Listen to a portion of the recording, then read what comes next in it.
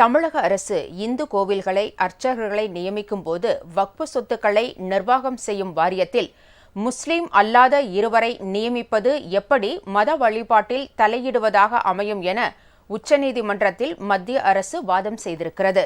வக்ஃப் வாரிய திருத்த சட்டத்தை எதிர்த்து தொடரப்பட்ட வழக்கின் விசாரணை உச்சநீதிமன்றத்தில் தலைமை நீதிபதி பி.ஆர். கவாய் அமர்வில் இரண்டாவது நாளாக விசாரிக்கப்பட்டு வருகிறது.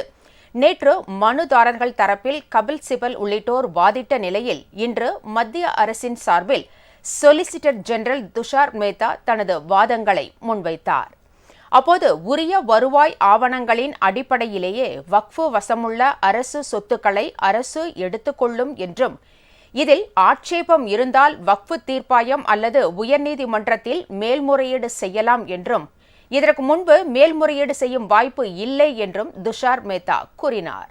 மேலும் வக்ஃப் சொத்து தொடர்பான உரிமை விவகாரம் நடைபெற்றுக் கொண்டிருக்கும் போது சொத்து கைப்பற்றப்பட மாட்டாது என்றும் மாறாக வக்ஃப் என்ற அந்த நிலை மட்டுமே ரத்து செய்யப்பட்டிருக்கும் என்றும் அவர் தெரிவித்தார். வக்ஃப் வாரியத்தில் முஸ்லிம் அல்லாத இருவர் மட்டுமே நியமிக்கப்படுவார்கள். அவர்கள் எண்ணிக்கையில் சிறுபான்மையாக இருப்பதால் எந்தவித பாதிப்பும் ஏற்படுத்தி விடாது. தமிழக அரசு இந்து கோவில்களில் அர்ச்சகர்களையே நியமித்து வருகிறது.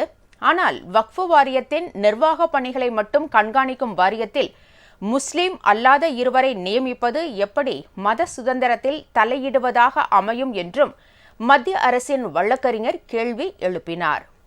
தொடர்ந்து வாதங்களை முன்வைக்க கூடுதல் நேரம் தேவை என அவர் கோரிய போது நாளை அரை மணி நேரம் வாய்ப்பளிப்பதாக நீதிபதிகள் தெரிவித்தனர்.